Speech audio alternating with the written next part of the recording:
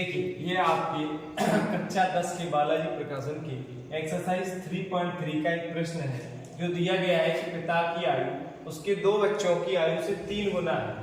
5 वर्ष बाद उसकी आयु उसके बच्चों की आयु के योग की 2 गुनी होगी, तो पिता की आयु ज्ञात कर। तो सबसे पहले हम लिखेंगे कि माना पिता की जो आयु है उसको हम क्या मान लेंगे, पिता की आयु को हमने x मान ली, ठीक है। उसके बाद देखेंगे तो बच्चों की आयु बराबर, बच्चों की आयु को हम क्या मानेंगे, हमने y। अब उसने हमें 2 शर्तें दी हुई। पहली शर्त में कहा है कि पिता की आयु उसके 2 बच्चों की आयु से 3 गुना है, ये तो पहली कंडीशन हो गई। उसके बाद दूसरी कंडीशन में कहा है कि 5 वर्ष बाद उसकी आयु उसके बच्चों की आयु के योग की 2 गुनी होगी। तो अब हम बात करेंगे पहली कंडीशन की, तो हम इसको लिखेंगे प्रथम शर्ता अनुसार। पहली शर्त के अनुसार लिखेंगे। पहली शर्त में उसने कहा है कि पिता की जो आयु है यानी कि x जो है वो बच्चों की आयु से 3 गुना है, यानी कि y के 3 गुना के बराबर है। तो x बराबर जो वैल्यू निकल के आ गई वो हो गई 3y, ये हो गई इक्वेशन नंबर फर्स्ट। अब पहली शर्त हो गई। अब हम जाएंगे दूसरी शर्त की ओर, तो लिखेंगे द्वितीय शर्ता अनुसार। दूसरी शर्त में कहा गया है कि 5 वर्ष बाद उसकी आयु यानी कि उसकी मतलब पिता की आयु, तो x की जो आयु उसमें 5 हमने ऐड कर दिया तो 5 वर्ष हो गए।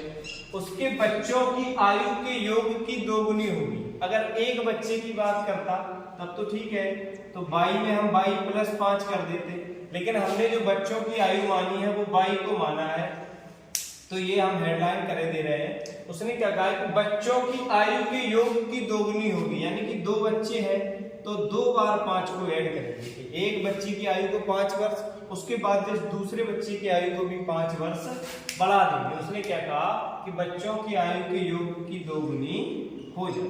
तो x प्लस 5 बराबर में इधर हमारा कितना हो गया y प्लस के 5 और 5 जोड़ के हो गए 10, इसको 2 से मल्टीप्लाई कराया तो x प्लस 5 बराबर में कितना हुआ 2y प्लस के 10 को 2 से कराया तो कितना हो गया 20। x इस साइड ले माइनस के 2y बराबर में 20, इस प्लस के 5 को उस साइड ले गए माइनस का हो गया। अब वापस क्या बचा x माइनस 2y बराबर 20 में से 5 गया कितना बचा 15। ये हो गया इक्वेशन नंबर 6। अब यहाँ क्या है, अब यहाँ हम x की वैल्यू को उठा करके पहले वाले समीकरण से रख सकते हैं। तो x का मान समीकरण 1 से रखने पर, समीकरण 1 से हमने x की वैल्यू को फाइंड आउट किया हुआ था, 3y निकल के आया था, तो यहाँ हमने x की जगह पे 3y रखा, माइनस की 2y इज इक्वल टू कितना हो गया 50, यानी कि 3y में से 2y गया, y बराबर कितना निकल के आ गया 15। यानी कि बच्चों की जो आयु है वो हमें पता चल गई, लेकिन हमें निकालना क्या है पिता की आयु। तो पिता की आयु हमारे पास क्या है x। तो अब हम इसमें क्या लिखेंगे कि y का जो मान है, y का मान अब हम फिर से समीकरण 1 में रखेंगे।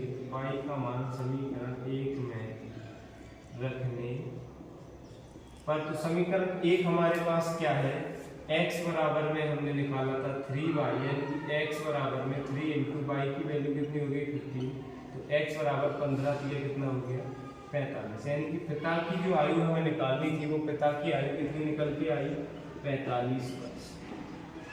पिता की आयु बराबर कितनी है 45